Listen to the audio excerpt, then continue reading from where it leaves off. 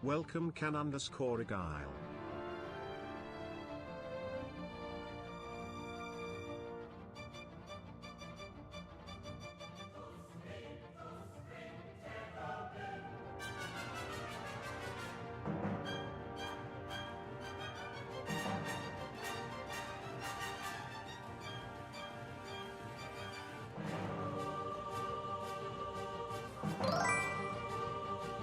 Welcome to wife.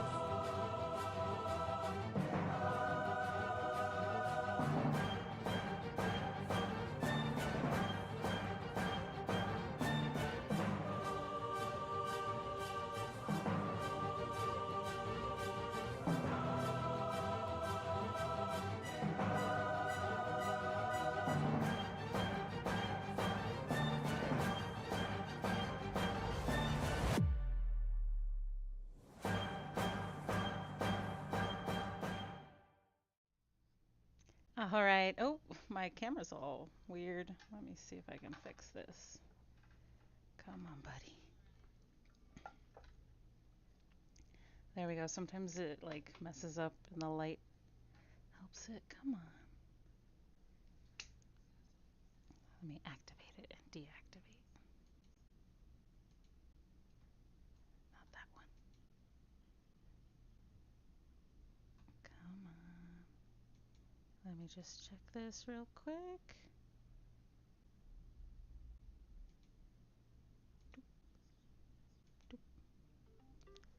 All right, there we go. That's a little better. Let me just check my audio, make sure it's all good. Okay, perfect. We're all set to go. Thank you so much for joining me today, guys. Welcome to the Cosmic Canvas. I'm D&D Wife, and today we are working on some barbaric mini painting. I hope it's not as mean as that sounds. We're just going to be taking care of this cool little guy that we started last time.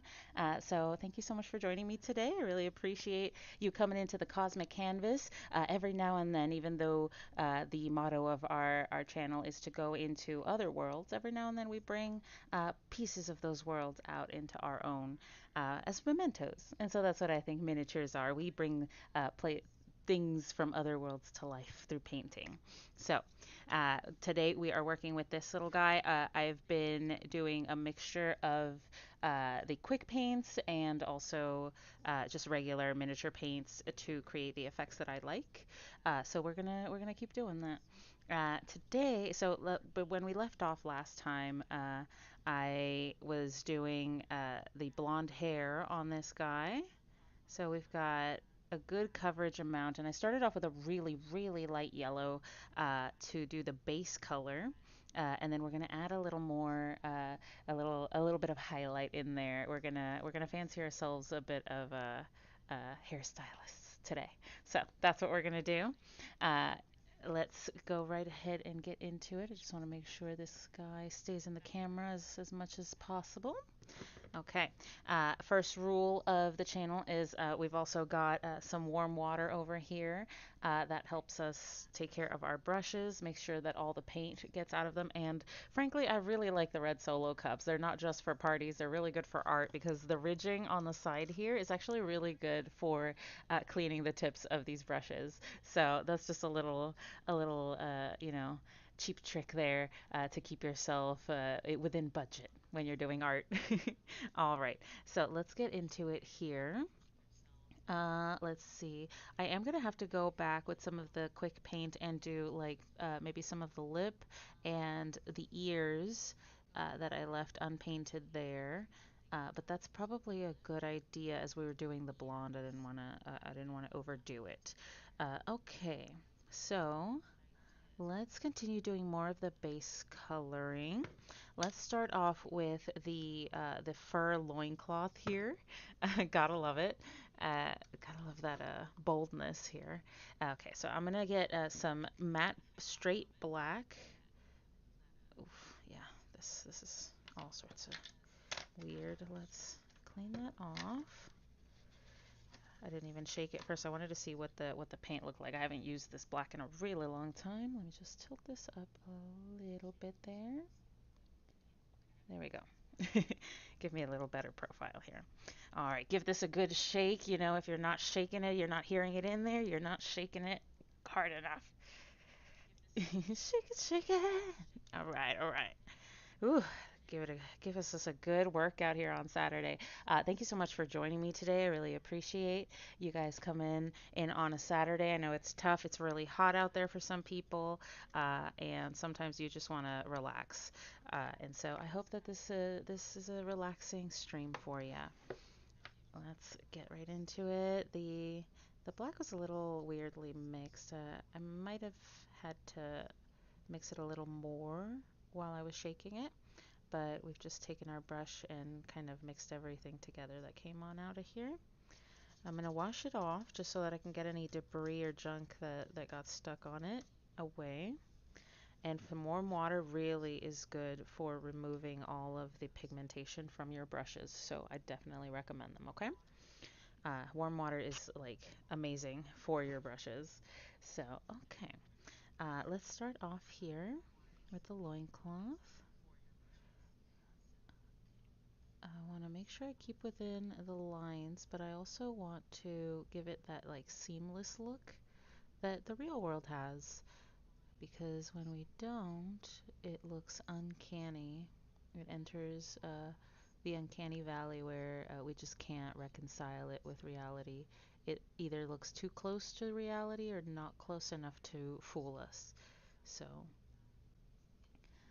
I really like bringing these things to life in the most realistic way I possibly can. And so, yeah, I really like this. Let me know what you think in the chat. If you like any colors for this guy, let me know. Right now we're putting down the base coats, and we'll be then adding detail later on in the stream. Thank you to everyone on YouTube who's joining us as well. I really appreciate anybody who's watching over there. We're streaming to both today, like I always try to do for the miniature painting, just because I think it's something that should be shared across the board, for both of our YouTube and my Twitch. So I thank you all for joining me today. I really appreciate it. And then let's just get on in here. And of course, I appreciate any follows, subscriptions, anything like that, whatever platform you're on. It's all helpful. Thank you so much, guys. All the support is really awesome. Okay. And then for those of you who are new joining me today, normally you do see me streaming gaming, Project Zomboid, but on Saturdays I like to take a little bit of a break. I run D&D with my husband, and we have a very regular table, so it's nice to be able to relax a little bit and take care of my pile of shame that's been growing for years. I have so many miniatures that need to be finished, that need to be painted. It's so tough. So it's really nice to take a little bit of a break from the everyday, comings and goings, and taking some time to relax and paint miniatures. I don't know. There's just something about it that really eases my mind. It helps me calm down, especially before a session. Oh, I don't know what it is. It's just the best. So soothing. And also, it gives me the added boost of, getting miniatures ready for my table. So it's a win-win. All right. Oof, want to get in there and make sure I keep to the edges and keep that seam. All right, we're doing real good here. Let's just keep it going. Perfect. And if the seam isn't too perfect, don't worry about it, especially if you're painting fur. Fur goes everywhere. So if you see like a little line sticking out here or there, it's not too uncommon to see fur sticking out everywhere and causing disruptions in the landscape. So don't feel too bad. Like our fearless leader, Mr. Bob Ross says, those are just happy little accidents. And sometimes the happy little accidents make your artwork look so much better. So it lends it that unique air that sometimes art needs in order to look like it's breathing, like it's living, to inspire that in the viewer. So I say let the little happy accidents occur. And speaking as someone who is a perfectionist, it's tough to let go, right? And just let the little mistakes show and be a part of your artwork. But I'm trying to learn, especially as I grow older, to just kind of let those things go and leave the unique flair in there. That's what makes artwork so great. It's not about perfection all the time. It's about how it makes you feel, even with all its imperfections. I think I said previously in another live, artists like Picasso, Van Gogh, none of them were thought to be particularly gifted artists in their time. Everyone thought they were kind of weird, kind of out of their depth, and some artists of the time who were famous even looked down upon them for their styles of artwork. They were too avant-garde for what people wanted for the day. So that's kind of what I take as my example to push the boundaries, to not be afraid of that. People are always going to say, "Oh, that's not really art," or "that looks weird," or whatever. But who knows? Decades from now, you might be famous for inventing an entirely new, different form of art. You know, it's not all been done before. We have things that are still new in this world, new things to experience all the time. So I definitely recommend including that in your artwork, that unpredictability. It's what makes the artists great. All right. And right now it just looks like we're painting, everything black. And we are. We're just painting everything black right now, but it's the base coat. And even though it looks like think of it like a little, like a crayon drawing, right? You want to stick within the lines so that they look like a normal things on a person. And you also want to add detail after the fact. So everything starts off with a foundation. Just like if you're applying makeup, right? You don't go straight to all the beautiful details, the like eyeshadow and stuff like that. You add the foundation first and you build it up. So that's what we're doing here, starting off with a base coat, and then we'll add all these fine little details that will make it look like fur, make it look like skin, make it look like hair. And there's all these cool little neat tricks. We're going to be using some of our skinniest brushes that we can find. I've got my trusty Psycho here, and that'll help us create those fine lines that hair has. And for the fur, we're going to be going with like a choppier look. It doesn't require as fine of a brush. So we don't have to worry too much about maintaining like super fine lines on that one. All right. We're doing pretty good here. Just make sure that you are washing off your brush every now and then, just to keep yourself, clean and pigment free on your brush. It's always helpful. All right. And we continue.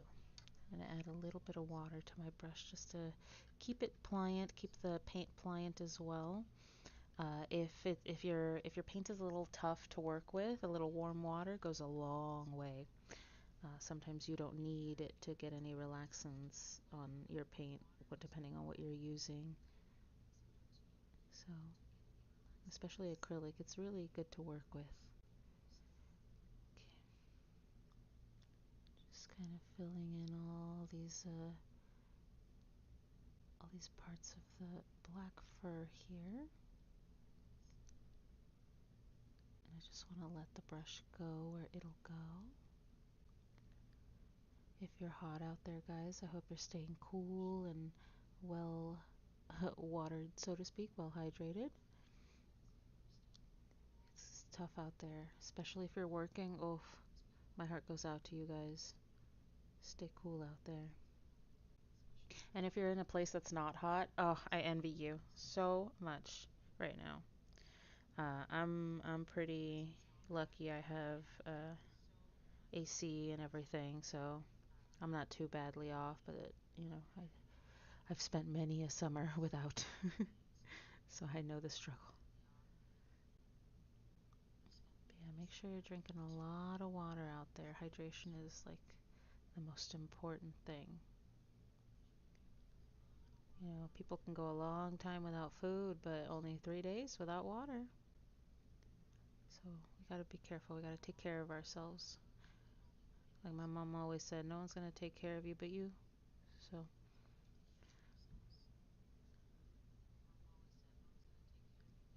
sounds a little callous, but she, she's trying to help in her own way.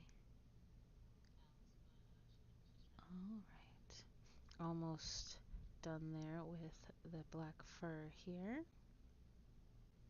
This part's a little boring, but when we get to the detail work, it's gonna really make a difference to have all this space work done. Uh, I really like using the quick paints uh, for as additives, not as a way to do an entire miniature because having too much of that like definition can throw a paint job off.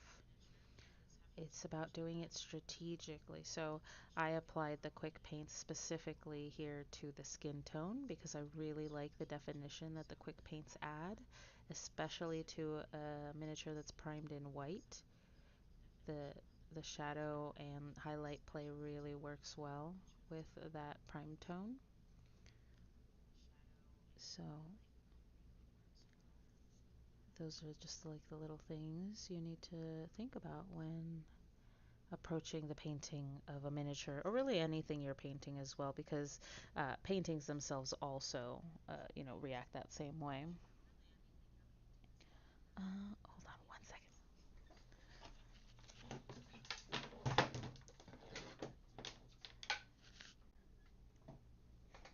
All right, there we go. Ooh, all right, we're back. Okay, okay. Ooh, oh, nice catch there. Good thing it was on camera. That looked pretty cool, huh? Okay, let's see now. Let's do the leather effects next. I think that'll be a good thing to do next, followed by the bone work. The bone work will also take on the teeth over here. I think that'll be a good idea. We'll also take on the bone spikes on the wood here. We'll also do that. All right, let's get to work. Let's see here. Where's my rigid leather effect paint? I think it has a different cap on it. It's one of these red rigid leather. Oh, there it is. It's got a white cap on it. All right. I love the rigid leather effect paint. It really dries looking like leather, and if it's not satisfactory, you can always stipple a lighter color over it. I wouldn't say too much of a lighter color. Well, it just depends on the look you're going for, right? If you want more like of a reddish, tanned hide sort of look, then I would add just little hints of red. Uh, and then you can do like varying degrees of like a tan. The much lighter tan gives it obviously a much lighter look. You can make it look more pinto. So there's just really cool different effects you can do with the rigid leather paint. I really like it. All right, ooh, that mixed really well. Okay, we're gonna add some water right here to our brush as we mix. This is it's a strange combination. I don't know if it's a chemical one or not, but there's like some green mixed in with the brown. And when you mix it, that's what creates that rigid leather look that I absolutely adore. We'll try it out here on these leg bracers, and I'll show you what they look like.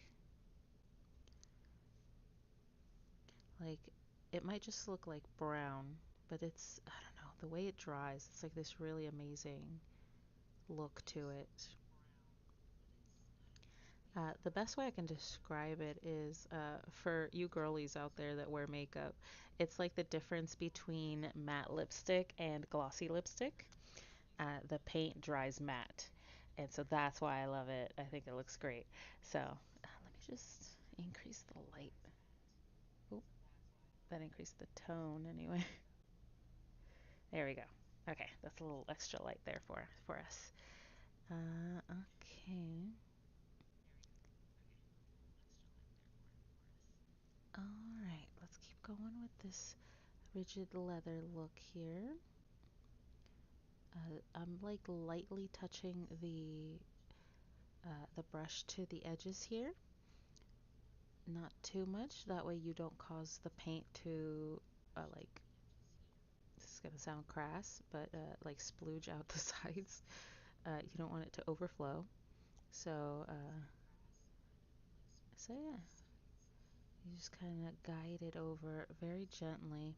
Don't push down too hard on the brush, otherwise, like I said, you can cause paint overflow and then it goes everywhere. It's so difficult to clean that up off your miniature, especially when you're doing edges.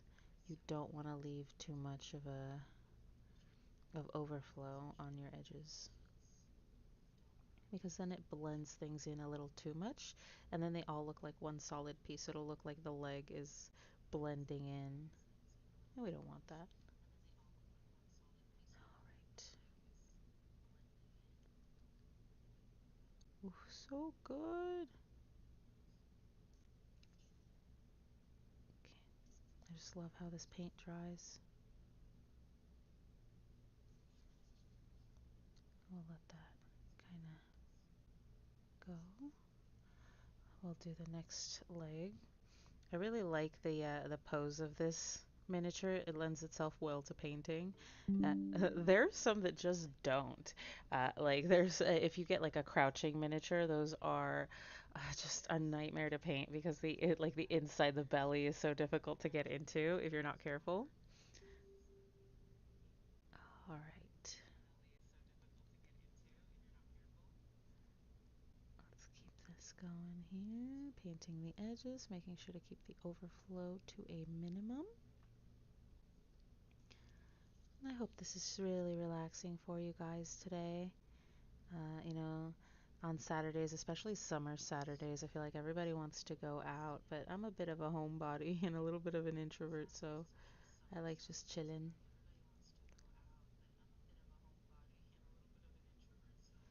All right. For me, miniature painting's like, oh, this is so exciting. So,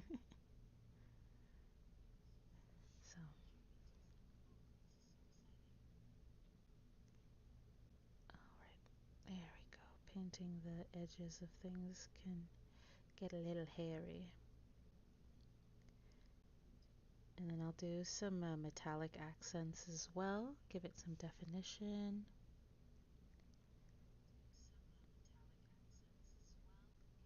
There we go.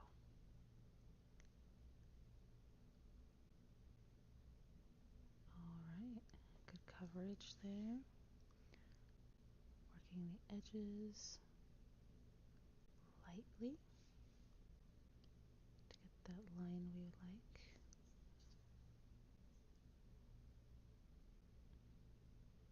Working on the inside is always tougher. I always feel like I'm going to mess up.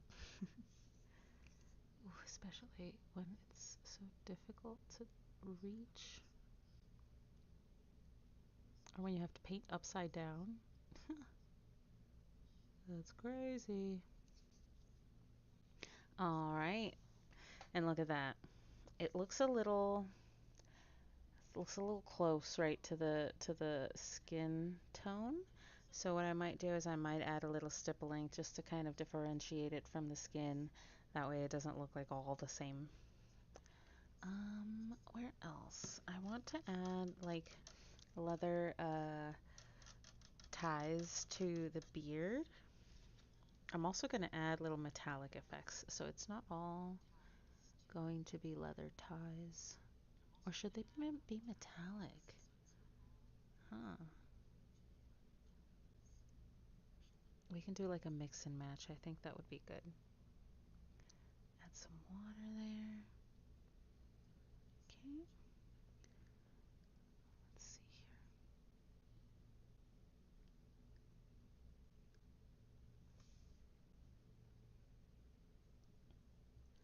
Very delicate work, this. Ooh. There we go.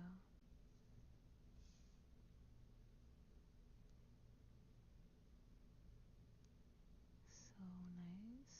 Ooh. Ooh. Yeah, it's difficult getting all the line work, but it's so worth it when it looks so good.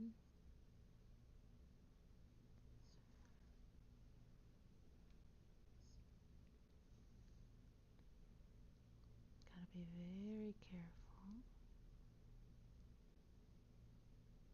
where the paint goes.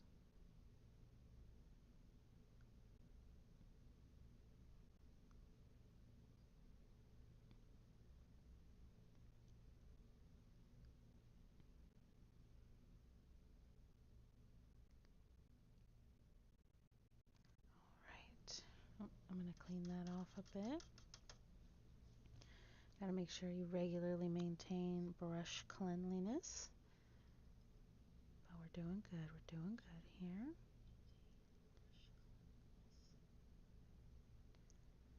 All right. Let's clean up these lines.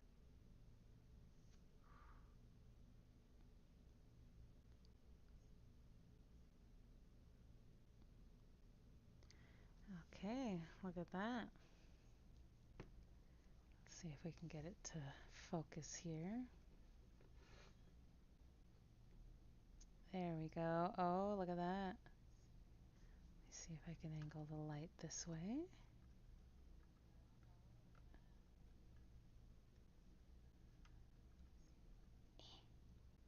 There we go. Give it a good look. All right, all right. Awesome.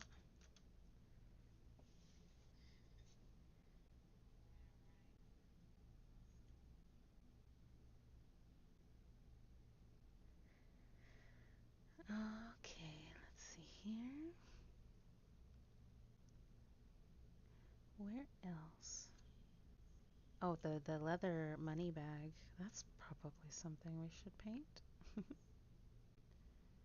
All right, let's get the base coats in. I think a stippling would probably go really well to differentiate this leather from the skin tone.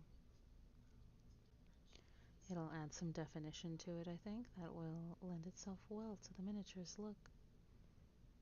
If you have any thoughts on, color, effects, anything like that that we should add, let me know.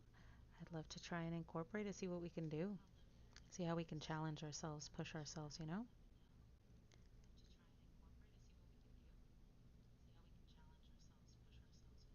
All right. Whew. Getting all that line work.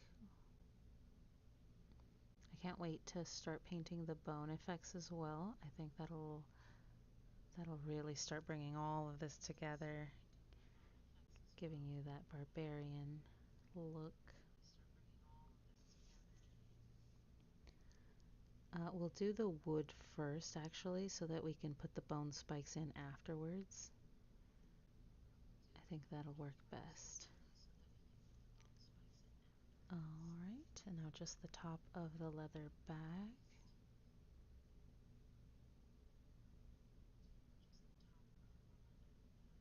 Alright. I don't know about you guys, but I have not been able to stop listening to the K-pop Demon Hunters music. It's so good.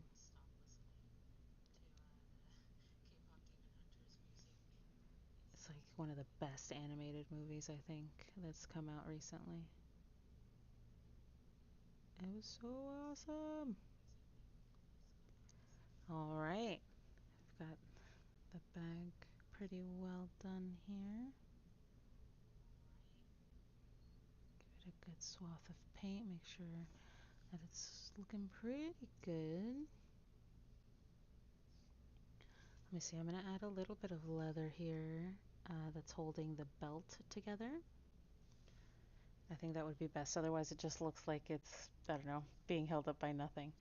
So we don't want that. It's like it has to have some sort of belt or something that holds it up because otherwise it just looks like it's being held up on its own, and that doesn't work in real life. People don't they can tell that this isn't how something works. Even if it's not consciously, a person can be like in their subconscious know that's like that's not really how those look, and so they'll immediately be turned off by the artwork like that. Unless you're going for the deliberately extravagant and over the top look. If it's deliberate then and it looks deliberate, then it's a little different. People can understand it a little better because they know that that's what you're trying to accomplish. It's when it looks like it wasn't intended that people like suddenly it breaks their brain a little bit, so to say, because they can't process that. They're like, oh, it's a mistake, which I don't necessarily agree with, but I think we should embrace happy little accidents a little more. Start thinking less about perfection and how good everything is. Good is it's subjective. Good can be a lot of things. Hell, sometimes we think bad things are good. I mean, we used to smoke cigarettes for the longest time. They were recommended by doctors. So, just saying. And a lot of the times we do things that are bad for us to look good too, feel good, things like that. All right, almost done here with the leather effect. Cool, cool. I think we're doing pretty good. Let's do the wood effect in the quick paints. I think that would be a really fun thing to do. I like the quick paints for skin effects, wood effects. Those all look awesome.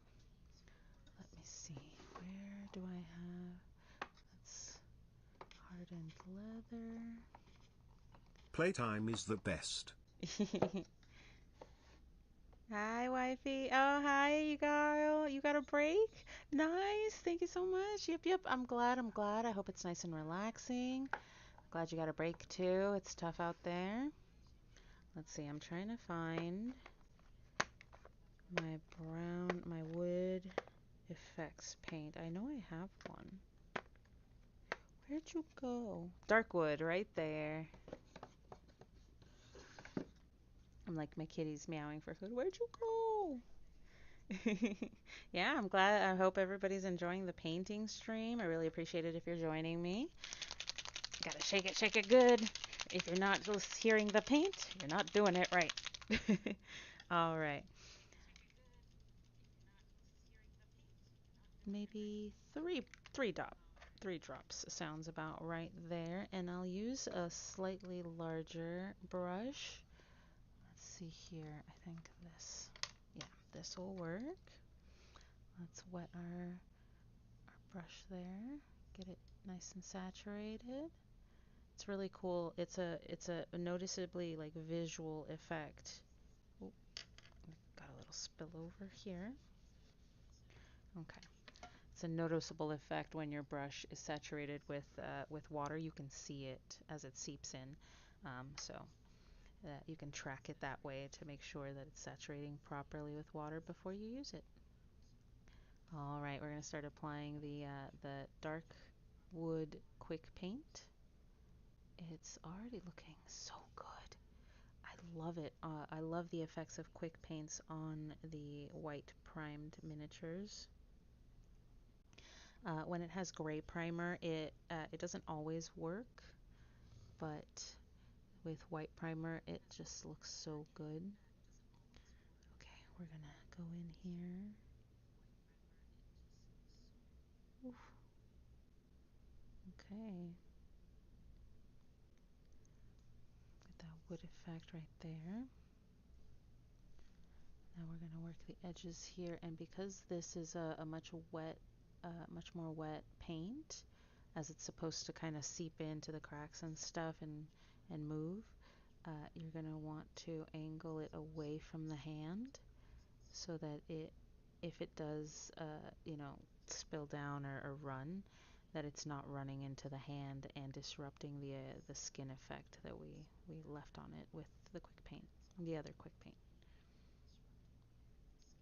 If it gets on your bone spikes, don't even worry about it. Those are the happy accidents that Mr. Bob Ross was talking about. All of that helps just to increase the variations when you paint the bone. Bone can be discolored. It can have all sorts of different effects on it that cause different colors. So there could be staining on it from blood, various other things. So it doesn't have to all be the same uniform tone. The wood is already looking really good. Let me see if I can get this to look at that. Look at how wood that looks. I really like that. So you can see just how easy it is for these quick paints to function, to build that highlight and shadow effect that is uh, pretty difficult to accomplish when you're just straight painting it. It requires at least 3 layers of work to do you have to do the base coat, then you have to do the highlights and the shadows. Actually, you have to do the shadows first, then the highlights. And so that's 3 steps compared to the one that I'm doing right now, which is applying the quick paint. Especially if if you just find yourself not having as much time to paint, life is tough, it gets busy, and you don't always have the hours to dedicate to a hobby that you always do, or that you maybe were able to before. And so being able to use the quick paints to give yourself that time to paint every now and then is really nice. You feel like you're actually accomplishing things, you're getting miniatures done without spending hours upon hours sitting here meticulously trying to capture every detail. That can get a little discouraging if you don't have enough time and you see like your progress on your pile of shame, or just the progress that you want not exactly meeting what you want. All right, that's cool. Now I'm going to do the wood here on this guy, on the stone axe over here. Oof, there we go.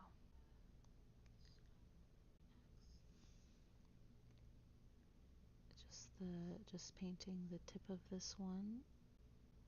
It looks like some of it is covered in leather, so I am going to add the wood effect, but I'm going to leave it open for that hardened leather effect as well.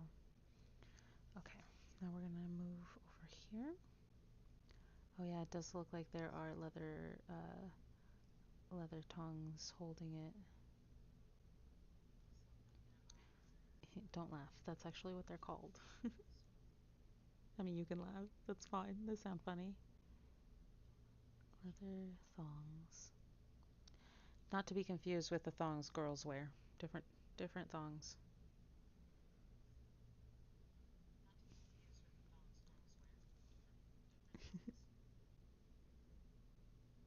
Obviously, the girl ones are more preferable. Leather thongs just means ties. The more you know. Alright. Oh, actually, that's not. We don't need to cover that. That's going to be leather because it's wrapping around the stone base and the wooden handle to keep them together. So we're going to leave that for the leather effect. Okay. I think we should do the bone effect next. I think that's probably a good idea. Let's put this brush away. When I put it away, I put the edge in, or the tip, and then I twirl it in there so that any like straggling little hair pieces, when you twirl them, they kind of are allowed to go, they furl back into their position in the upright position. So it allows you to fix your brush properly. That way you don't have like little pieces of hair going in the opposite direction and messing up your brush. So just a little tip there for you. All right. Let's see. Yes, right. We're doing the bone effect, which is one of my favorites, is doing bone effects. If you do them right, they look so cool. I love my little skeleton bone paint here. All right, as you can see, it's seen its use. Just clean it off the edge there, and then we're gonna shake it, give it a good shake there. Remember, if you can't hear it sloshing around, you're not doing it right. All right. Ooh. Like I said, it gives you a really good workout, so you can stay healthy and miniature paint. Okay, I'm using the skinnier brush on this as well because the bone items on this miniature are fairly small, and I don't want to overwhelm the edges of that bone area with a much larger brush that isn't really necessary. And remember, this is just the base coat for the bone, for the skulls and everything that's bone here. We are going to go back and we're going to age the bone. We're going to give it a little patina of age. And we actually, you know what? We might alternate it because obviously this is a very active. I forget what they're called because they have the two heads. They're a particular creature. Um, well, this particular creature, as we can see, has skulls all over his belt, so we can actually alternate them, leave some of them looking new, maybe like one looking new and the others aged. That way it shows that he's adding to his collection. This barbarian.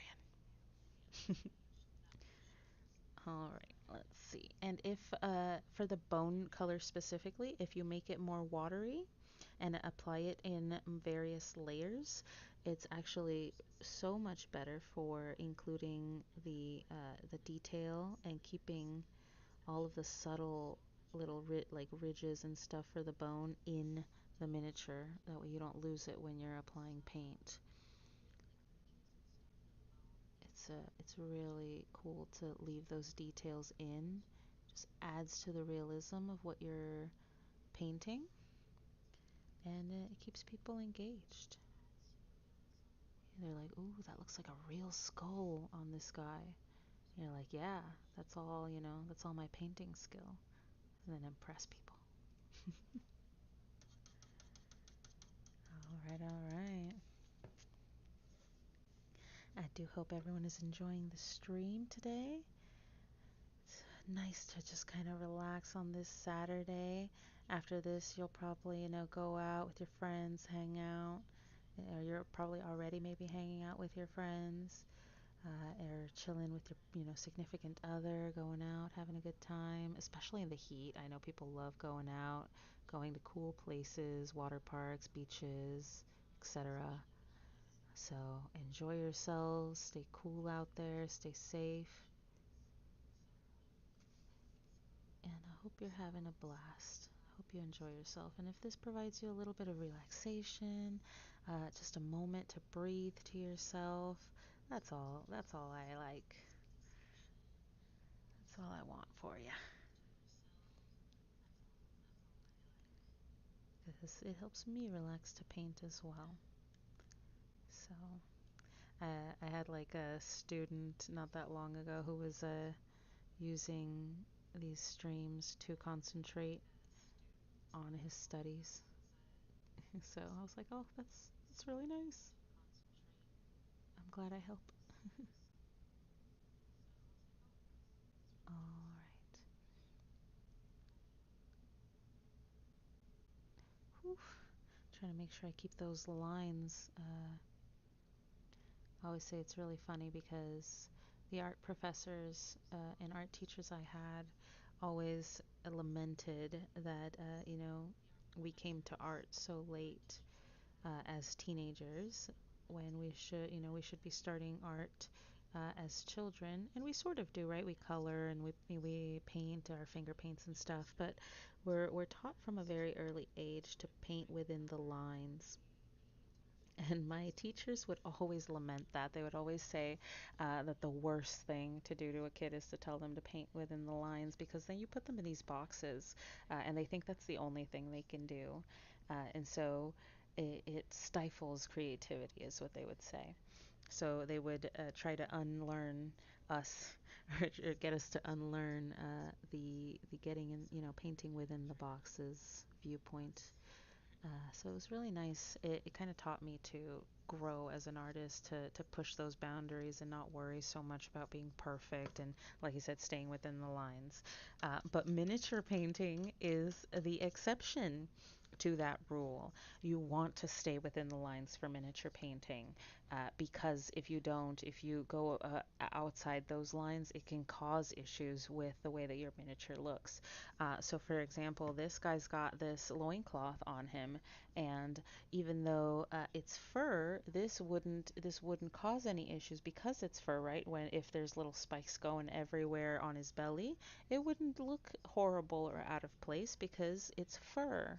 But if I had his skin tone blending into, say, his hair, it would just look strange and you would know. It's like, no, that's supposed to be hair, not skin.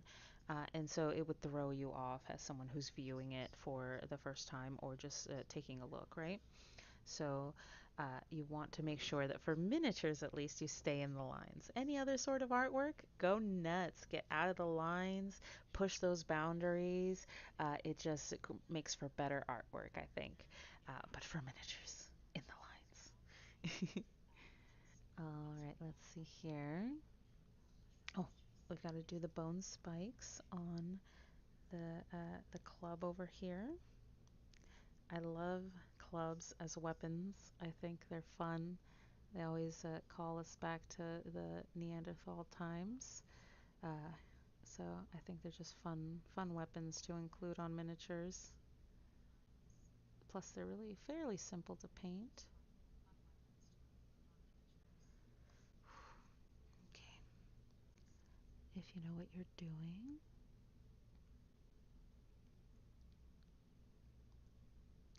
And normally for bone, in order to age it, I add what I have in my painting box is known as brown wash.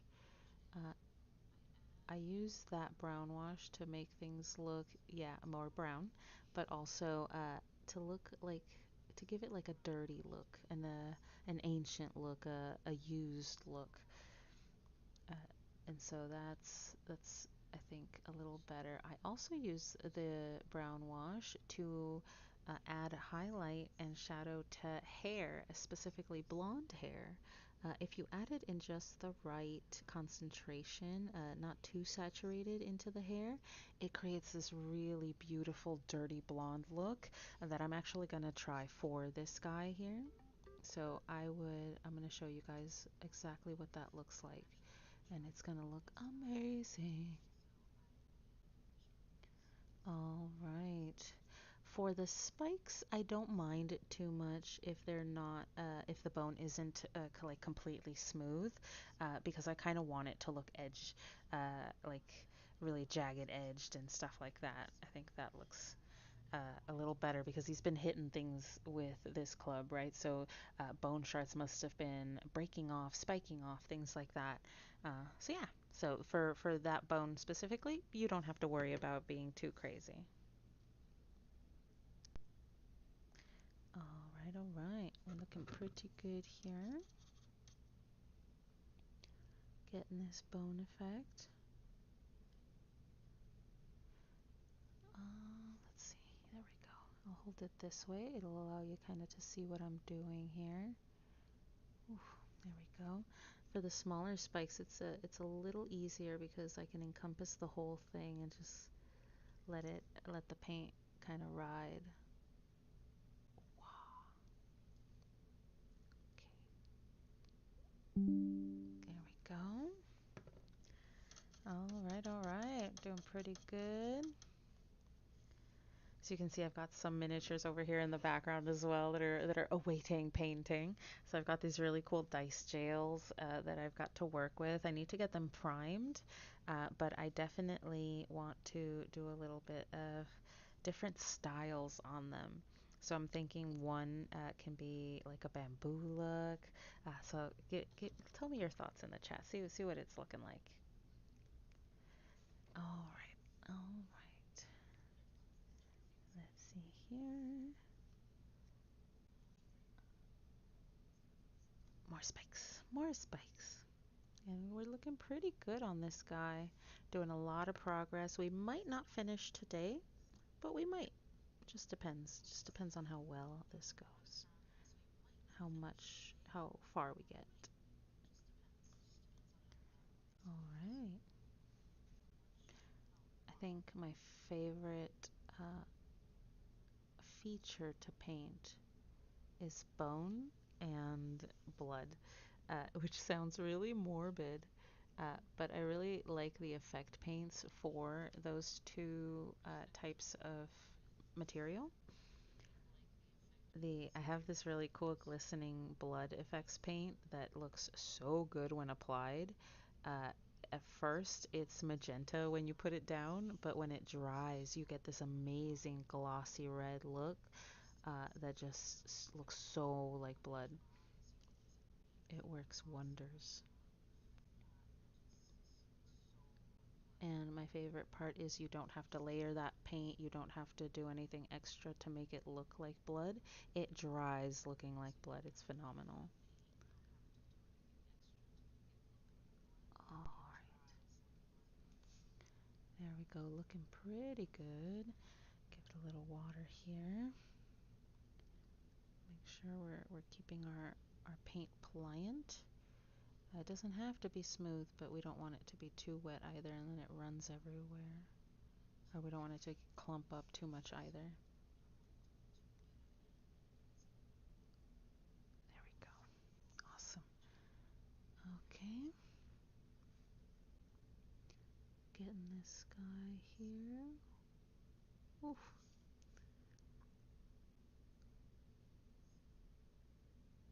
It's a little harrowing sometimes, especially when I'm speaking and painting. Sometimes I don't want to, so that I don't mess up the paint.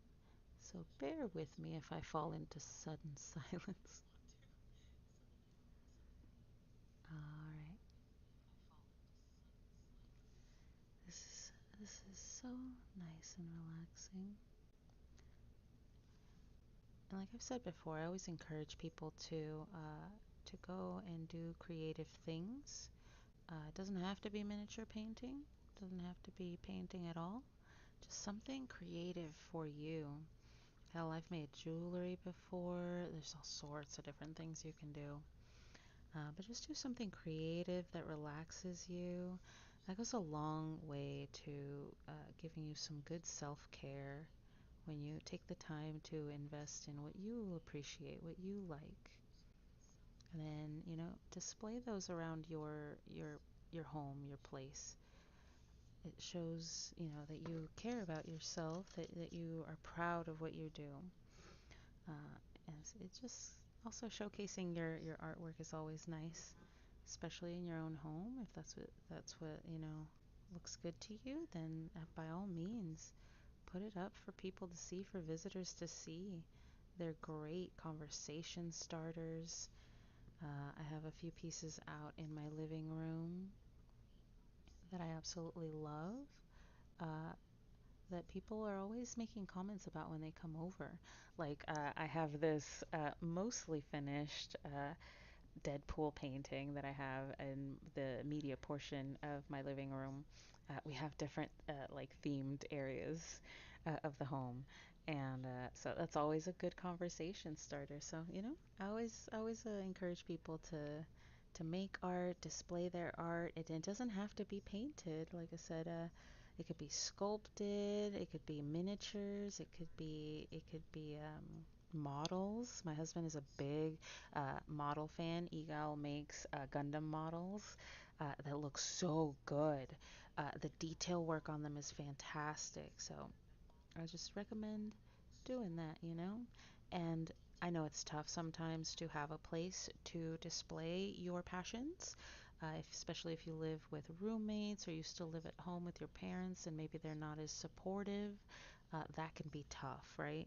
But just maybe a little secret drawer with all your stuff in it, or maybe just one or two items on your nightstand that remind you of that awesome feeling you get when you take on a new project and showcase your talent. That goes a long way. And it just encourages you. And then, you can also use it as motivation to get out of where you're at. If it's something where you don't feel comfortable showing your art, then maybe you need to find somewhere you can, and that gives you the motivation to do that. Art can serve a number of really good things for you. So I always encourage everybody to do something creative. On top of that, it's just so relaxing. I can't help but just feel so freaking zen after I do some miniature painting. Even if like my back is aching after like crouching over a bit, it's just, I feel so fulfilled. I have like a visual representation of something that I have created, something I've painted, something that I have done and contributed to our D&D table. It's part of like my dues, so we all pay dues for our D&D table, and miniature painting, providing miniatures that are painted for the table, is part of my contribution to that. So yeah, it's just nice. It makes you feel full of purpose, I think. And it's a good way to make your own purpose, especially if you're feeling like you don't have a direction, you don't know where you're going with something. It's a good way to kind of focus your mind and give you an avenue to figure out what exactly you want to do. Especially if you're pivoting into like a new career choice, or you just want to do something different with your life. That's always difficult to take that first step, but using something creative to focus yourself, to calm your mind, I always encourage it, because that really helps out, I think. Uh, Especially even if you don't have anybody who's encouraging you, let me encourage you. It's really good for you. All right, let's see here. We've got most of the base color down. Um, hmm. Let's see. I'm gonna make this like a rock or something that he he puts on his belt. Or should it be another bag? It doesn't look like a bag. It looks like some sort of stone. So I'll keep that stone. Let's do the stone edge here then, as well as down there. Ooh, you know what I think? I think these are stones for him to like throw at people. I like that. I like that idea. So let's do the stonework next. I love working on stone as well. Uh, it's just really interesting to work with to create a stone effect. I'm almost out of gray. Ooh, I have just enough for this. It looks like I might have to actually shop for more gray miniature paint here in a bit. I have a lighter gray available, but my dark gray is almost out. Just because I do a lot of the base work is like stone, and I use a lot of that gray tone as the base for that. Okay, so we're going to start off with this darker gray base. It's just going to look like a gray axe for the moment, and that's okay for now. Once we add our detail work, then it'll look more like an actual stone, proper stone axe that's been sharpened and attached to a handle. All right. As always, if you have any suggestions for any colors or anything like that, let me know in the chat. I always appreciate any input that you guys have. Part of the awesomeness that Couple of Nerds is that like focus on collaborative storytelling. There's just something about being part of the creation of something, right? Even if it's a small part that you're contributing, it makes you feel so good that you can say, I was in that, even if it's for like a little bit, a second or two. It just feels so nice to be a part of something. And we encourage that. I love that. I love having people see, little tidbits of what they've contributed or volunteered for our story. People like our master artist Entlink, who has provided a lot of artwork for the Couple of Nerds and Extraeus story. It's just amazing to see that other perspective, what she brings to those characters, the table. It informs what those characters look like as well to those who don't have a visual reference. So I always encourage it. And I love that we all have kind of a hand in it. We all get to see that we did it together. All right. I think that's gonna all be leather wrapping around there. Yeah, it looks like it's all pretty much leather on the base of the stone there. All right. Then we're gonna do it on this belt here. Gonna do the edging. Make sure that we differentiate between the leather bag and the stone at the hips as well. It'd be funny because if he keeps them at the same place on his hip, if he grabbed the money pouch one time and threw that instead, take your money, gives a whole new meaning to take my money. All right, and then I'm gonna do the little like pebbles as well in stone.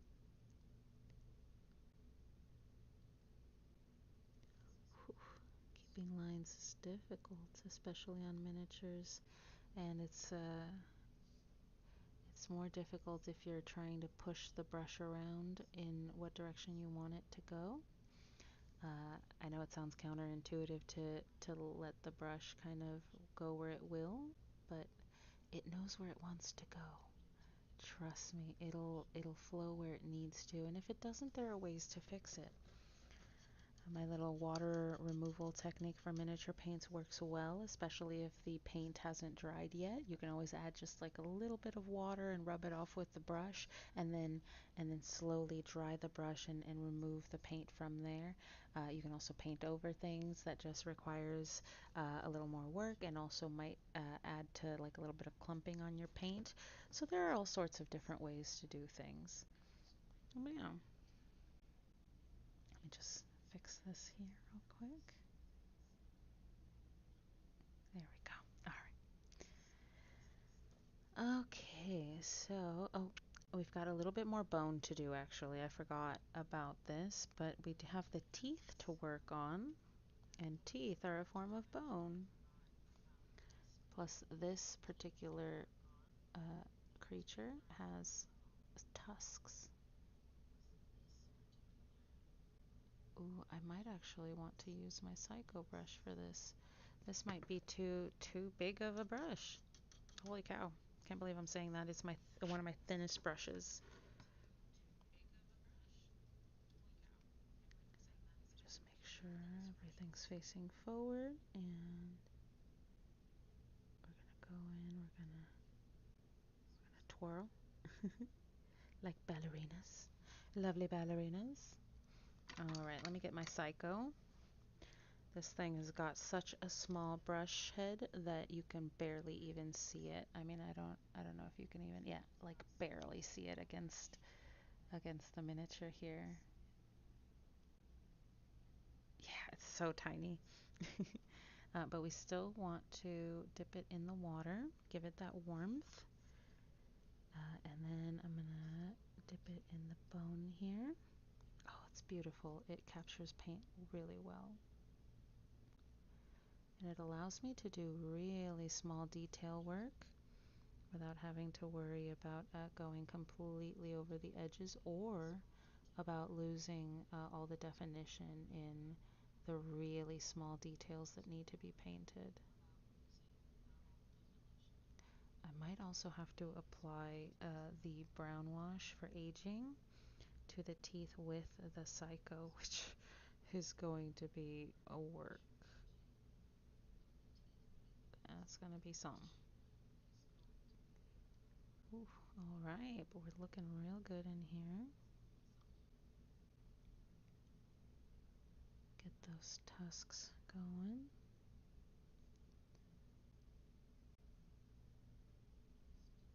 Oh, it's so difficult to get all the detail work in there when it's so small. I'm really lucky I've got a 20/20 eyesight, but for those who are not as lucky, then there are magnifying devices out there that will help you with the visual aspects of this.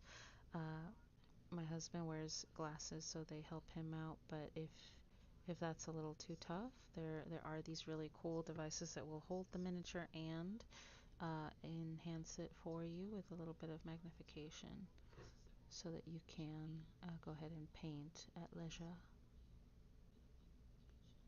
There we go. Add some good teeth in there. Grr. All right. Doing pretty good here. I'm gonna make the clasp here on the little like ankle guard. I'm gonna make it bone as well, actually.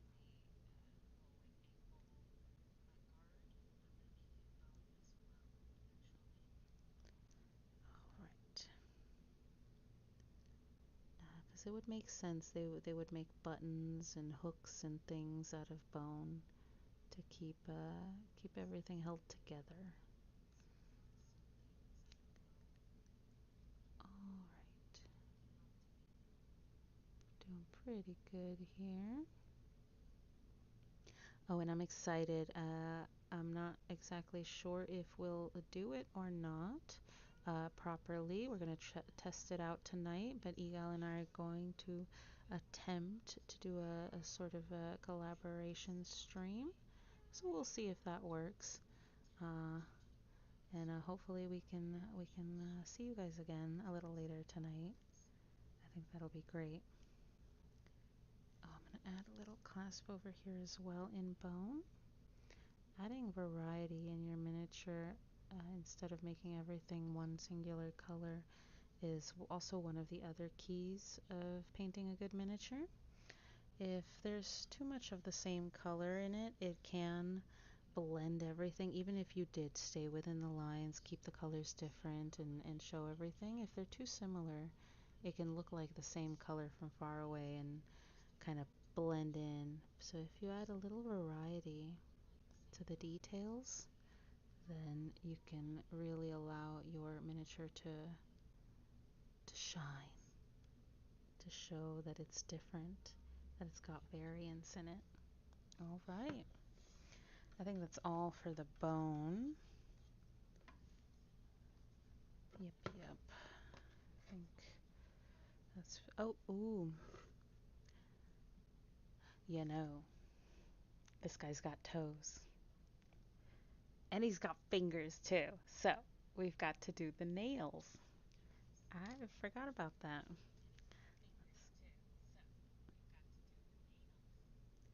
So let's see here. I don't want to do the nails in like a different color than bone because this fool didn't paint his nails. He doesn't maintain them like that. But doing bone on him will give it this really cool effect. I'm painting his nails. It's like the best day ever. Alright, and then I'm going to clean it up a bit.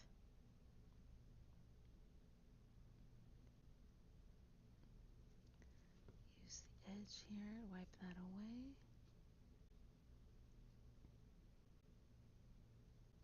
Okay.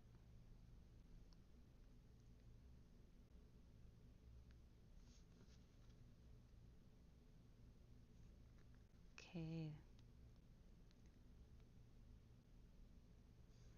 And then we can always go over it as well and give it a good touch-up job.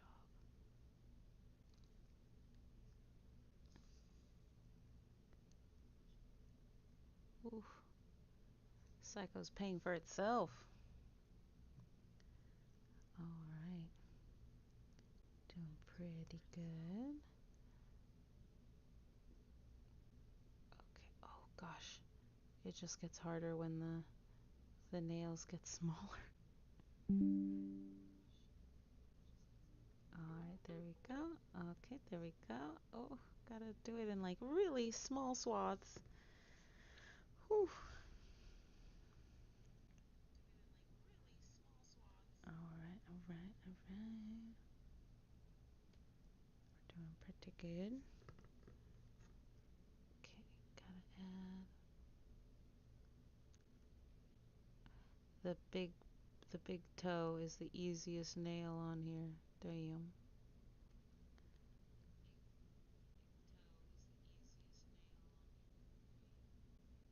Oof.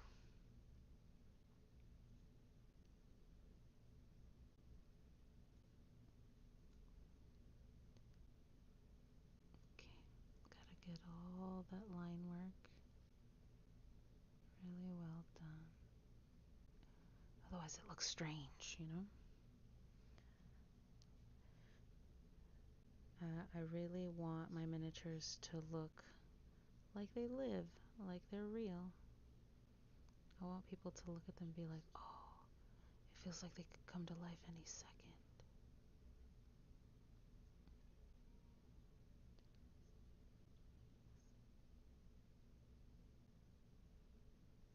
Okay, here we go. So at least the toes are done. Oof, now we gotta do the fingers.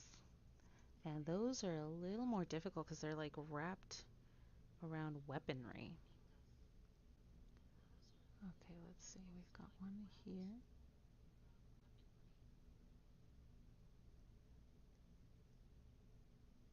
Oh, jeez. Oh, jeez. Ooh.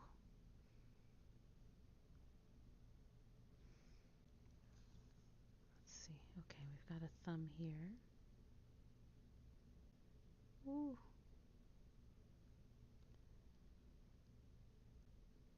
Oh, the thumbs are the easiest. Ooh, that one turned out real good. Real good. That was the cleanest thumb I've done. Or, thumbnail.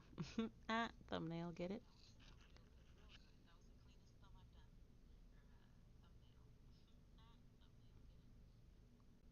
Oh, yeah. Oh, perfect. So good. So good. I'm not tooting my own horn. I'm just really happy that it's working out. I swear, guys. Oof, because I don't want it to look shitty, you know? But it's going. It's going. Oh, yeah. Oh, that looks so good. I'm pretty happy with how the nails are coming along.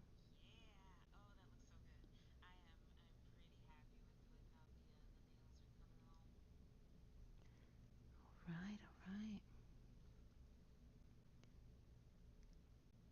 Gotta keep it up here. Oh, oh, so difficult. Oh,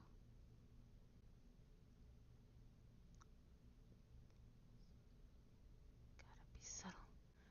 Oh, I might not even have to age those. They look pretty good. All right, here we go. Damn. I'm actually really happy with how they're looking. Yeah. Oh, that adds such good variation. I'm actually not gonna age the nails because they add such a really good contrast with the skin tone. I'm gonna leave them as is. They look so good. All right. Oh, I am also gonna need to add blonde eyebrows eventually to these guys, but we'll save that for the end. Okay, for the detail work. All right, let's see. I'm gonna add a little bit more of the rigid leather so that I can finish off the stone over here. Let me just put away my psycho because we only really need it for the very small effects. I'll still leave it there though to the side because we might use it. I need a little bit of gray to finish this off. I saw that I left this a little untouched. Okay, there we go. That's a little better.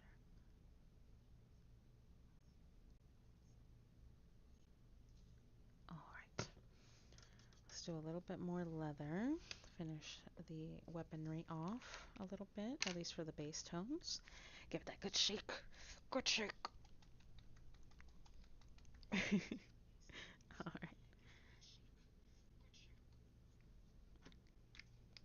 Okay. Let's do this. Give it a good mix over here. Alright. Let's get this finished off. My cats are being little relentless monsters right now. They want food. If you hear them meowing, just ignore them. I try to, but they're so tough. Ivy, what do you want? Huh? You got fed not that long ago, baby girl. You should be napping right now, sleeping off that good meal. You should be napping, baby girl. Having a good old time. Oof. Ooh, that edging. Nice. Okay, we're doing pretty good, pretty good. Let's just perfect. Oh, perfect, perfect, perfect. All right, and then the inside here edge. No, guys, you got fed. Knock it off. They act like little kitties that have never seen food in their lives. When they eat better than I do.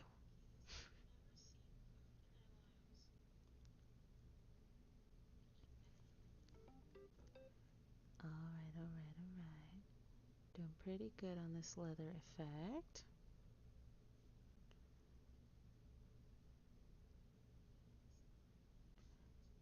Gotta make sure we keep those lines. Whew. Okay. Oh, gotta work in really strange angles sometimes. We're doing it. We're doing it. Alright. And then finishing it off here.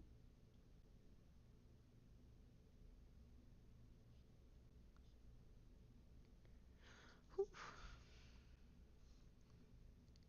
Alright. And we'll add a little bit more effect to the leather so that it's not just one tone.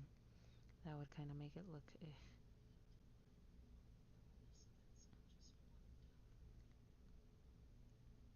Okay, awesome. And then just clean up the lines here. Okay, doing pretty good. But there are some that we are going to age. Some of the bone here. So now we've got a pretty good base coat. There are some things I left unpainted because those are going to be metallic in nature.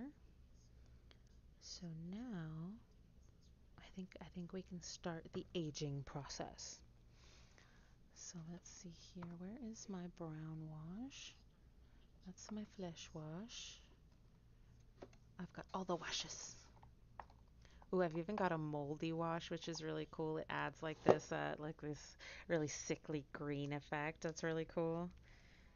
It definitely makes it look like something is molding. All right, shake it, shake it, shake it, shake it real good. All right. Oof. Let's go in this empty one here for my brown wash. Okay. Ooh. For brown wash, actually, we're going to stick with this. I was going to give it a bigger brush, but the bone effects that we are trying to subtly age are very small. So we don't need a bigger brush necessarily. Just need a light brush. Okay, I'm going to age out this skull. Oh, that's really cool. And don't be too worried about leaving streaks with your brush. The effect that it gives the bone is actually really cool. It gives it like this discoloration look where it's discoloring in different different places, different ways. So I wouldn't feel too bad. Bone doesn't discolor all in one shade. It has like different variations. It stains as it's in the ground, or in this case riding around on someone's loincloth. Dirt and stuff, they're going to get on it and they're going to stain it not in a uniform way. That's just not how nature works. So, you know, I'm going to age this guy, this middle guy. And then the last one on the end, I'm going to leave that one in the regular bone color. That way it looks like the newest addition to this nasty belt. Okay. Let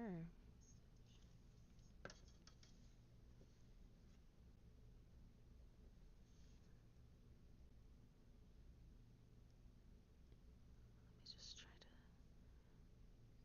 fix some things here. Okay,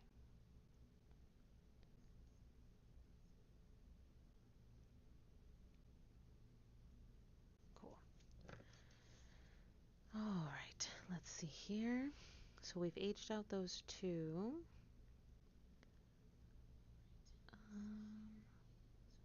What wash are you? Oh, you're the brown wash. We don't need that. The dark wood wash, we're good on that. Oh, let me show you guys what the brown wash does to the hair. You see how light this is, right? Let's add a little bit of the brown wash. It adds so much texture and like subtle difference to the hair. Changes it from just like super straight blonde to this really interesting dirty blonde that looks really realistic. And you don't have to apply it everywhere. You can leave little streaks to give it that like variation in hair, which hair normally gets those highlights.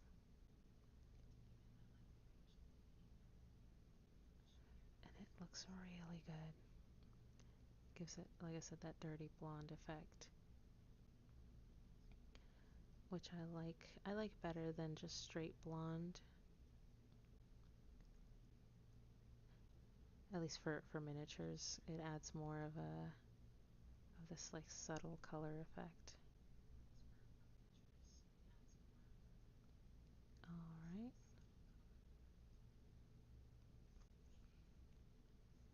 Doing it around the jowls. That way it doesn't discolor the bone and creates that variance that we want. Okay.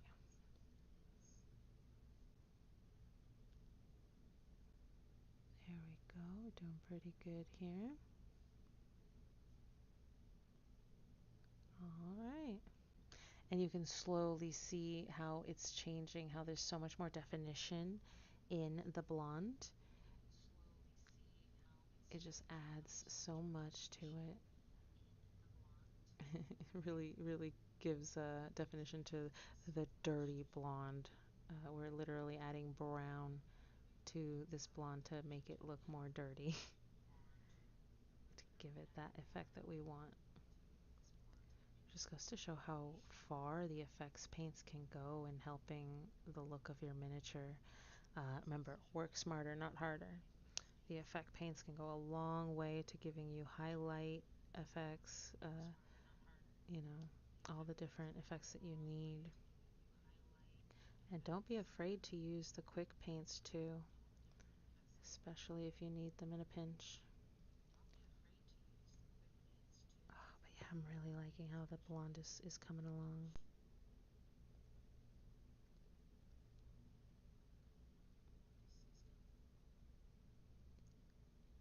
Alright, we've got to get into these small crevasses here. I'm so British. They've got to go into the crevasses. Yes. What else? They don't look good. Alright. I think it's because it's a wash, right? It kind of acts a little bit like the quick paints do. It's just the quick paints are more pigmented than the washes, which is why you can't call them washes. They are their own thing. They add a lot more color to a miniature than just a straight wash would. All right. I love the definition this adds to hair, especially if you've applied the base coat in a way that lets the hair details come through, like all the stranding and everything that's in the miniature. Oh, it just looks so good.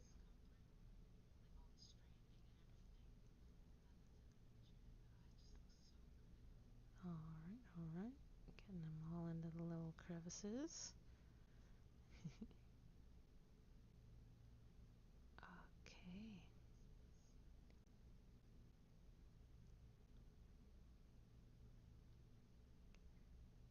I'm so excited. There's a fair nearby that we're going to be going to soon, and I am just so excited to go, even though it's going to be hot as balls. It's going to be worth it.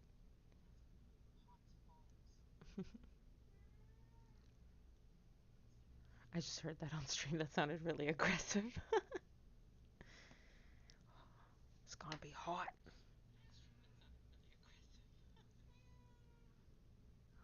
All right,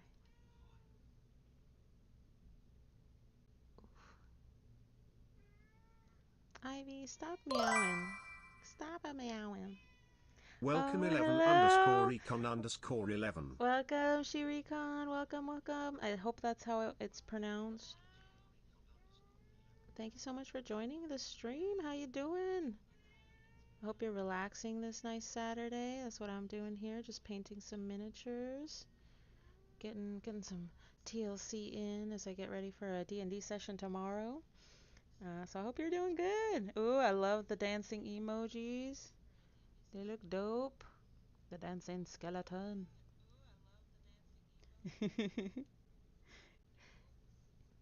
It's all bony. All right, all right. Thank you for joining me today. It's really nice to see you guys in the chat and in the viewership. Oh, that one looks cool too. Hee Yeah, I'm not gaming today. Uh, as I said on yesterday's stream, my Saturdays are specifically miniature painting. Uh, I I use these live streams to help me get through my pile of shame because otherwise I would not have. I just I wouldn't get through it. They'd be sitting in the corner and then I'd be buying more and more and oof. Before I knew it, my whole house would be just a hoarder's nightmare of miniatures. Although, not a bad way to go, you know? Well, gotta love me some minis. Ooh, those are cute too. Those are cute too. I love all your emojis. They're adorable. Are those Desiree's lovely Desiree's emojis? They look pretty good.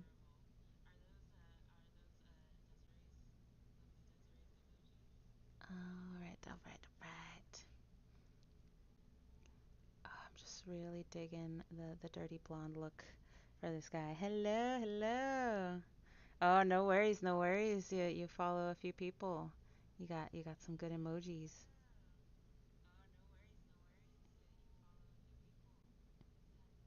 All right, all right. I will say I gotta love all the different stickers you can get, for all the people you follow. There's some really good ones out there. Egal's gonna be coming out with some of his own as well, so keep an eye out for that. They're looking really good. That dragon you see as his icon in his lives, he's gonna have that available. It's gonna look so good. Oh damn, you got some. Oh, I see. Oh, they look adorable. I love the little heart-eyed Pikachu.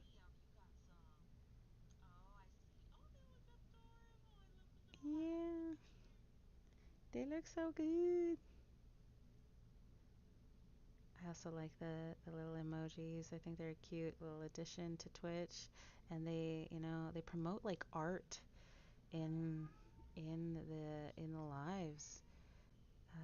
We're given a lot of business to our in-house artist Entlink to get us some emojis as well. So I just like it. It encourages artists and artistry. All right. Almost done here with the dirty blonde application to the hair. And we're getting there on how this guy's looking. Look at that. He's certainly coming along here.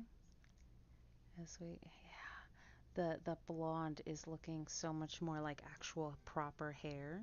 Oh, wrong paint. Woo. You got to get your own. Yeah, I'd love to see some. They're really cool. And if you're a digital artist or just an artist, you can do quite a bit. All right, all right. How I like that one, the little siren or not siren, but like the light, siren light. I guess that's what I can call it. All right. Hey, no worries, no worries. It's never too late. I never discourage people from starting an art journey, even if it's not digital. I always encourage people to do something creative. I think it's just helpful, not just to let off some steam and relax, but also to act as a little bit of self-care. Doing something creative kind of helps you focus on yourself. You did, you did. You subbed to a few people. All right, all right. Oh, that looks pretty good. I'm pretty happy with how the hair is looking here. Definitely giving it more of a actual proper hair look. And I left some of the light blonde in there. That way it doesn't look like it's all brown, you know? Okay. Let's see here.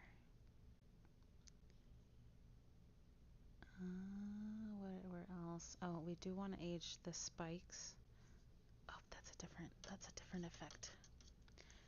We want to age the spikes too, the bone spikes on the weapon, on the little uh, oh, club here. And it just depends how much you want to age them, is how much of the paint you apply. If you only want them to look slightly old, then you can just add a very, very thin, very light uh, paint. Yeah, Eagle's coming at us live from the restaurant where he works.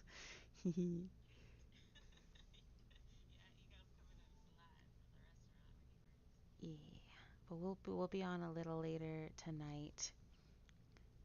I'm excited. We're gonna try out a joint stream. We'll see how that works.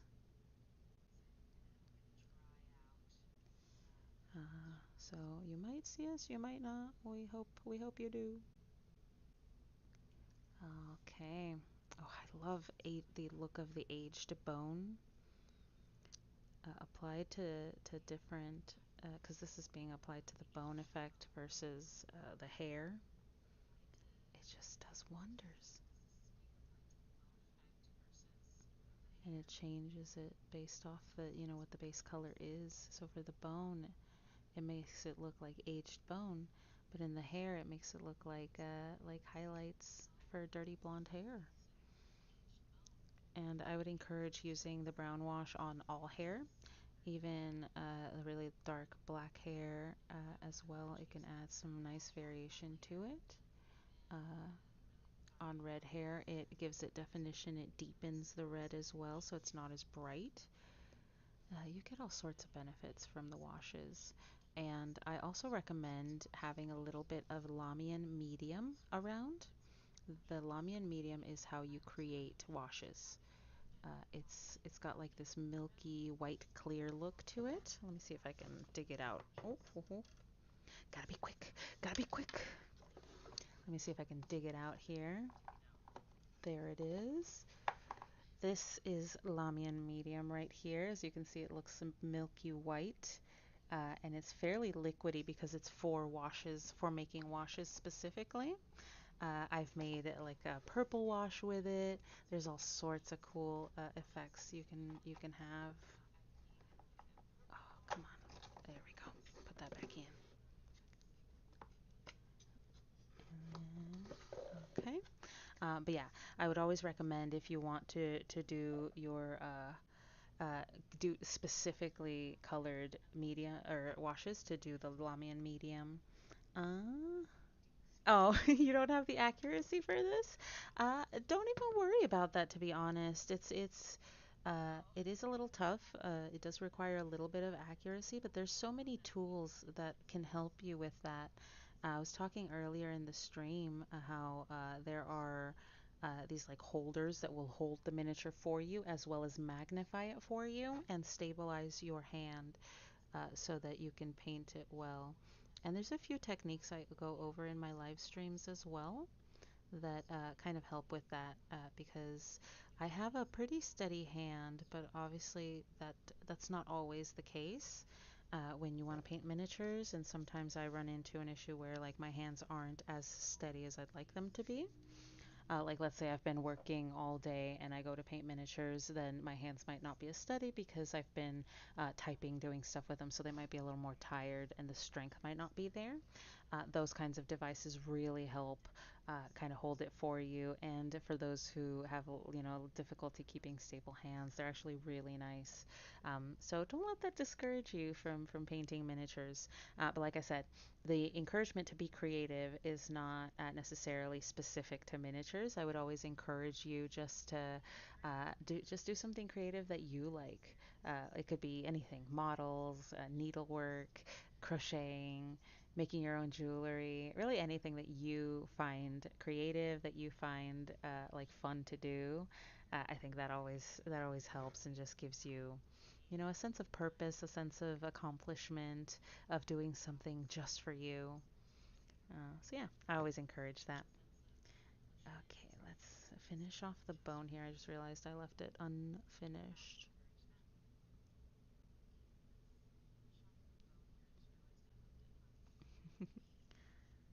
Sometimes I do that. I forget. I forget where I leave things. All right, all right.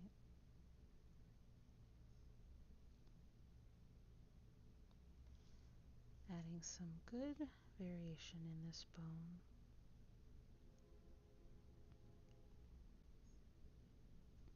Okay.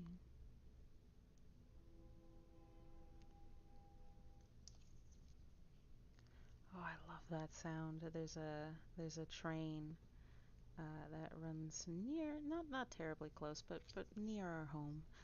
It's just far enough away that the sound is not terribly disruptive, and it sounds quite nice as it goes by.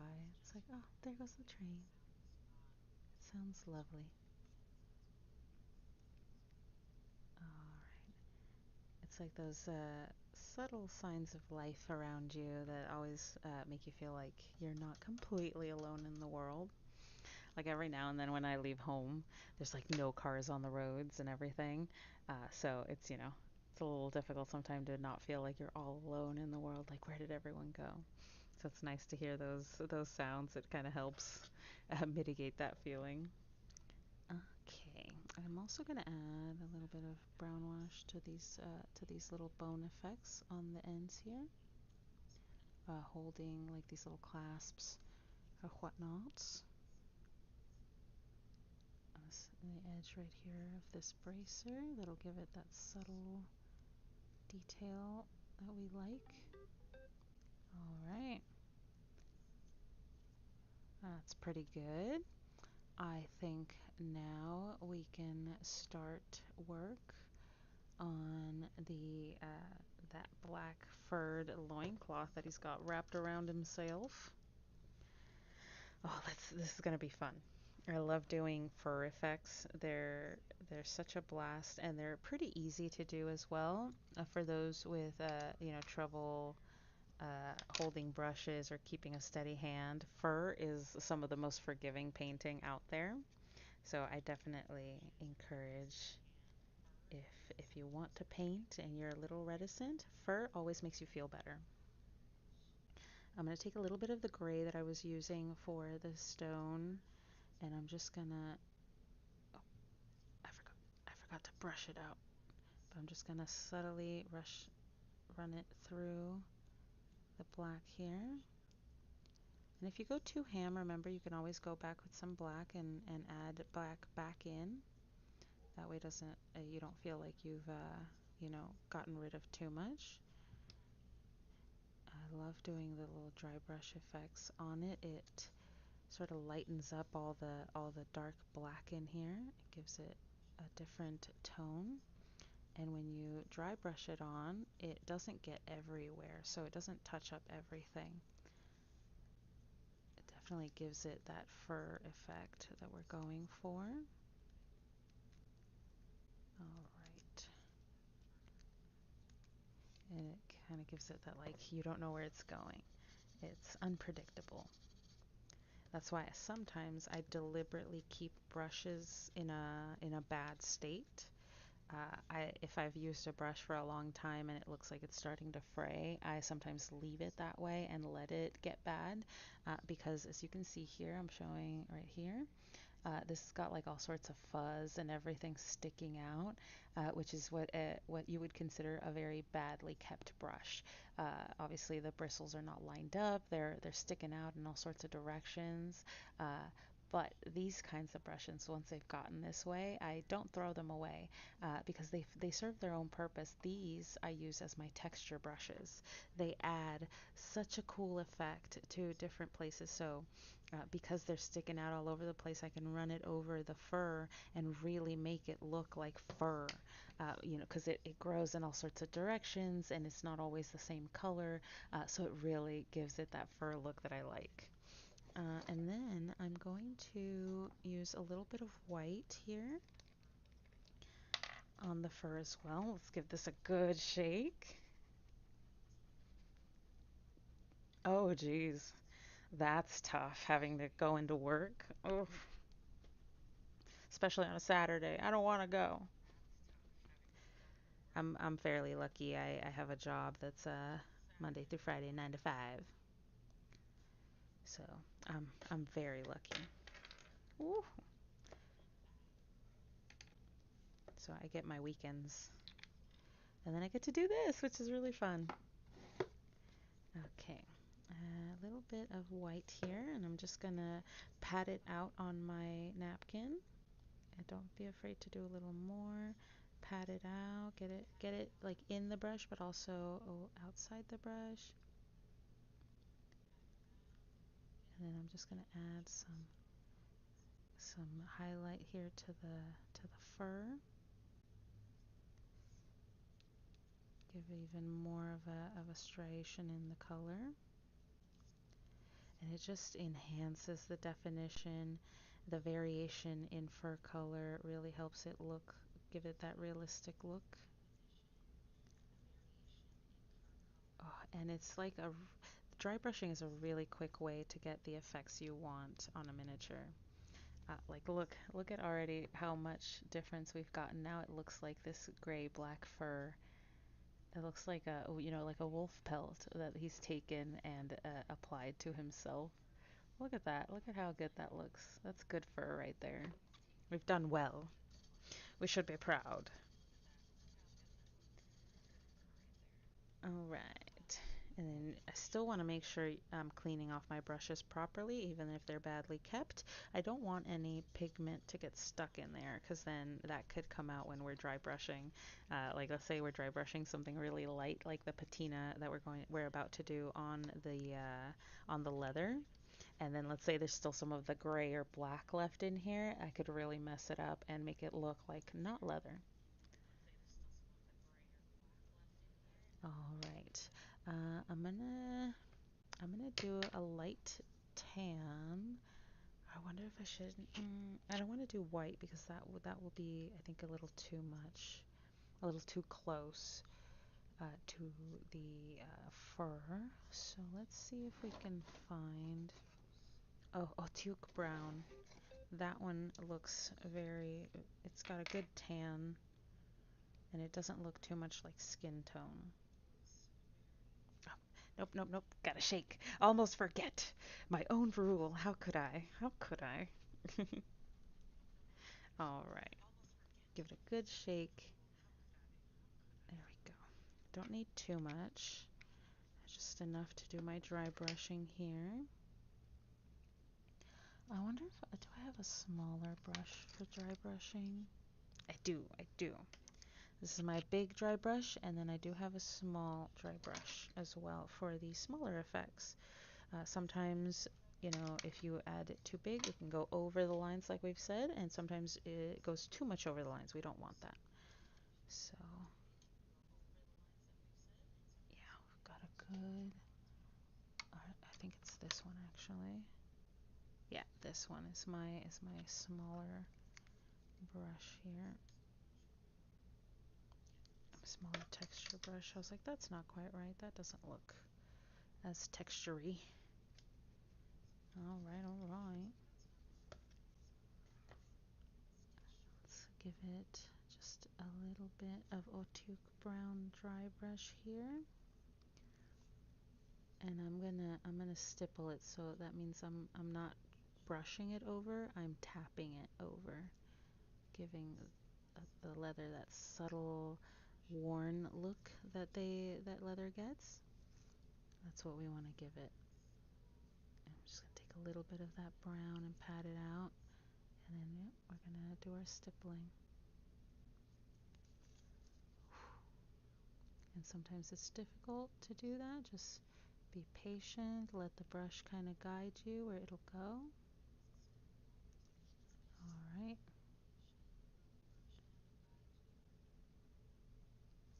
Got some good effects here.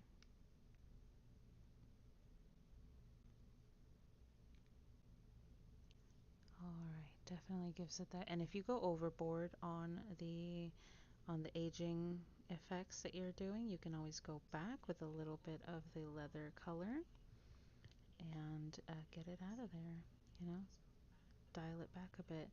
I always go a little overboard with the stippling. That way I can really see the color come through. And then I usually go back with some of the leather to tone it down a bit. And get it to like the right consistency that I want it to look like. But try not to do too much and then lose all the brown in there, you know? Okay. Especially if I go too overboard. Then I can just come here, go a little bit into my rigid leather, and then just go back in and dial it back.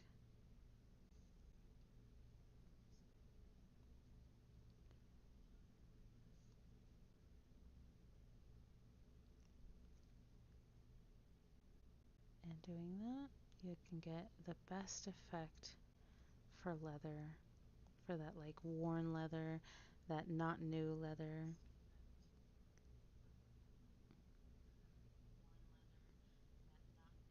There we go, there we go. Getting that good subtle look in there. Oh, perfect. I love that aged look. And that's how you add those little details once you've done the big work on the foundation looks. Now you can add those nice little details and really work in there how you want it to look. All right, we're going to add the patina or the little aged effect over this leather here. Need to dab it out a bit. Not too crazy. I don't want to brush it over, I want to tap it. There are different effects that different techniques get you. So if you brush it over, you're gonna get that fur effect. That's what we don't want. All right, and I am gonna take little bit of this. Oh, nope, that's dried. We don't want to take that. Actually, I might be able to get a little bit just to get that tone out of there. Touch that up. Get the patina in a better position. And then we're going to add more brown just to even it out, even out the tone. Go back in and stipple in a little more brown. Alright, alright.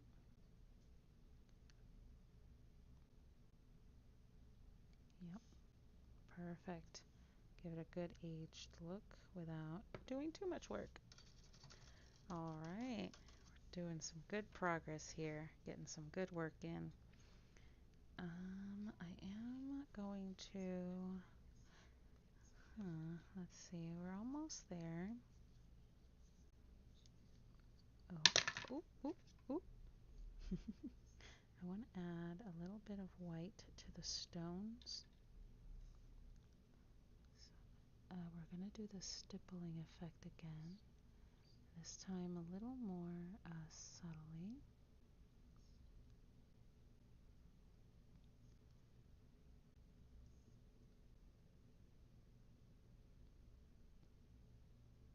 Okay, give it some good variation in the stone. And then I'm going to put that in the axe as well. Just stippling here and there. Add those little variations in the stone that you would get. Remember, no brushing, you're tapping.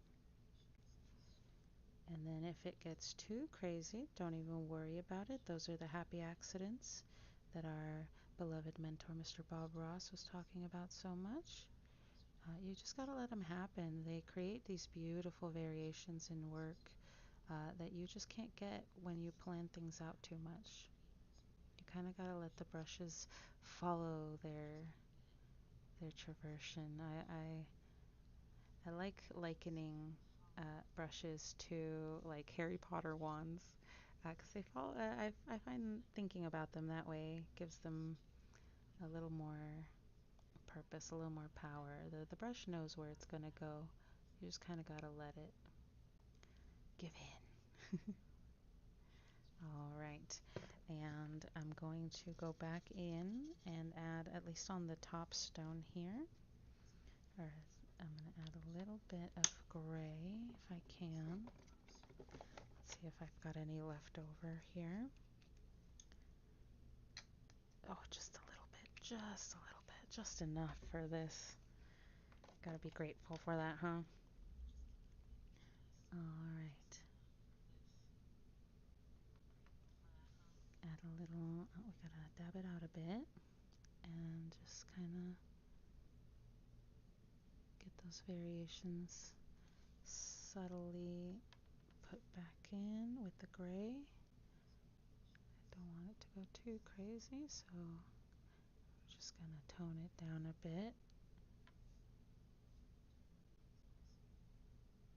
There we go. That gives it a very natural stone look. Let me see if I can get it to show you here. There we go. You see that? That variation in the stone? That's what we want. That's how it looks real. I like that. I'm liking how that's looking. Okay. Uh, I'm going to work on eyes next.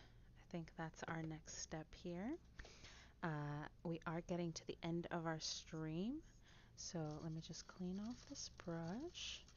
We're almost there. So the next painting session, we'll be finishing this little guy off. And then after that, I have, so we do have our plan to start painting my Vox Machina miniatures that I got a really long time ago that are also sitting as part of my pile of shame. But I've also been gifted by Egile this amazing bonsai Lego. Look at that. Look at that. It's so good. And it has a spring and the rest of the year look. So after we finish this guy on the next stream, I'll the stream after that will be that Lego bonsai. So I'm super excited for that. Um, and then next stream we'll finish this guy off, and we might do one of the smaller set pieces, so that we have a full painting stream. That way we're not just finishing this off and then having nothing else to do. But yeah, but those are the next two streams we're looking at here, guys. Thank you so much for joining me today on this work. Look at how much we've done. All that detail work we got to do today that really brings this miniature together. A lot of it was not that hard of work to do, right? As long as you just give yourself time, give yourself patience, look at how much we can get done. Super excited for this miniature. I'm really liking how it's coming out. Uh, and so, yeah, thank you so much for joining me today, guys. I really appreciated it. Thank you to everyone who came over from lovely Desiree's stream. You guys are amazing. The community that we have found with you is so much fun. All of you guys, your enthusiasm, your engagement in the chats is just it's infectious. So thank you. I really appreciate it. I hope you have yourselves a good Saturday night. Make sure to take care of yourselves. Like I said, stay hydrated out in the heat, and just to have a good time out there. Yeah, keep yourself safe. Okay, have a good one. We'll see you next time, and we'll see you on probably next Wednesday for some more Project Zomboid that we're gonna be playing. So yeah. All right, guys, have yourselves a good night. See ya.